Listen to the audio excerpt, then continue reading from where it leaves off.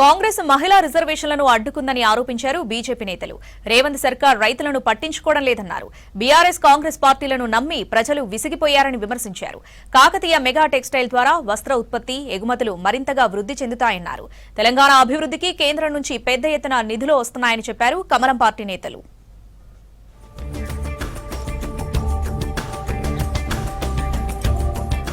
Warangal Kakatiya mega textile park దేశ వస్త్ర పరిశ్రమ రంగానికి మరింత ఊతమిస్తుందంటూ ఎక్స్లో పోస్ట్ చేశారు కేంద్ర మంత్రి కిషన్ రెడ్డి. అంతర్జాతీయ స్థాయి సదుపాయాలతో టెక్స్టైల్ హబ్గా మారనుందన్నారు. టెక్స్టైల్ పార్క్ ద్వారా వస్త్ర ఉత్పత్తి, ఎగుమతులు మరింతగా వృద్ధి చెందనున్నాయన్నారు. దీంతో పాటు ఉపాధి అవకాశాలు పెరుగుతాయన్నారు. 1327 ఎకరాల్లో విస్తరించిన కాకతీయ టెక్స్టైల్ పార్క్ దేశంలోనే అతిపెద్ద టెక్స్టైల్ పార్క్ అని చెప్పారు. మిత్ర కాకతీయ మెగా టెక్స్టైల్ పార్కును హైదరాబాద్ నుంచి మే 10న వర్చువల్ గా ప్రధాని మోదీ ప్రారంభిస్తారని చెప్పారు.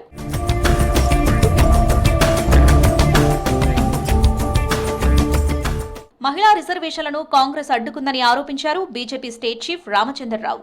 మోదీ ప్రభుత్వం మహిళల హక్కుల కోసం పోరాటం చేస్తుందన్నారు. కాంగ్రెస్ ప్రభుత్వం రైతులను పట్టించుకోవడం లేదన్నారు. ధాన్యం కొనుగోలు కేంద్రాల్లో రైతులు ఇబ్బందులు పడుతున్నారన్నారు.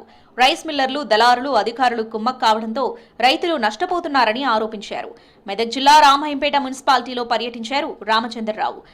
రైస్ మిల్లర్స్, దళారీలు అందరూ కూడా కలిసి, రైస్ మిల్లర్స్తో పాటు కొంతమంది ప్రభుత్వ అధికారులు కూడా కలిసి ఈ వరి పండించినటువంటి రైతుకు అన్యాయం చేస్తూ ఉన్నారు. రైతులు ఈరోజు కుప్పలు అక్కడ వేసుకుని ఉన్నప్పుడు కూడా అవన్నీ కూడా కావాలనే ధర తగ్గేయడానికి కేంద్ర ప్రభుత్వం ఎంఎస్పీ పెడితే దానికన్నా తక్కువ ధరలో వారిని అమ్మడానికి పరిస్థితి ఏర్పాటు చేసి ఈరోజు రైతులకు నష్టం జరుగుతుంది. ప్రభుత్వం పట్టించుకోవట్లేదు. రాష్ట్ర ప్రభుత్వం పరిపాలనలో పూర్తిగా విఫలమైందన్నారు మహబూబ్ నగర్ ఎంపీ డీకే అరుణ. రాష్ట్రాన్ని బీఆర్ఎస్ అప్పులపాలు చేసిపోయిందన్నారు. బీఆర్ఎస్ కాంగ్రెస్ ను నమ్మి ప్రజలు విసిగిపోయారని విమర్శించారు. రాష్ట్ర ప్రజలు బీజేపీ వైపు చూస్తున్నారని అన్నారు.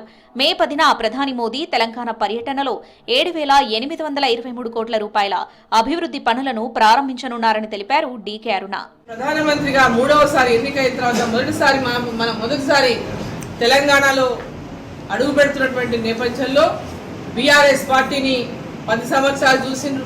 వాళ్ళ మీద కోపం వచ్చి కాంగ్రెస్ కోట్లేసిండ్రు. కాంగ్రెస్ పార్టీ 5 గ్యారెంటీలని మాట చెప్తే 6 గ్యారెంటీల పేరు మీద మోసం చేస్తే 6 గ్యారెంటీలకు మోసపోయి ప్రజలు ఓట్లేస్తే కాంగ్రెస్ ప్రభుత్వం అధికారంలోకి వచ్చింది. ఈరోజు మహిళలకు పెద్ద ఎత్తున హామీలు ఇచ్చి మహిళలందరినీ కూడా మోసం చేసింది కాంగ్రెస్ ప్రభుత్వం. గత బీఆర్ఎస్ ప్రభుత్వంలాగే కాంగ్రెస్ పాలన ఉందని విమర్శించారు బీజేపీ నేతలు. ఇచ్చిన హామీలు నెరవేర్చడంలో రేవంత్ సర్కార్ విఫలమైందని ఆరోపించారు.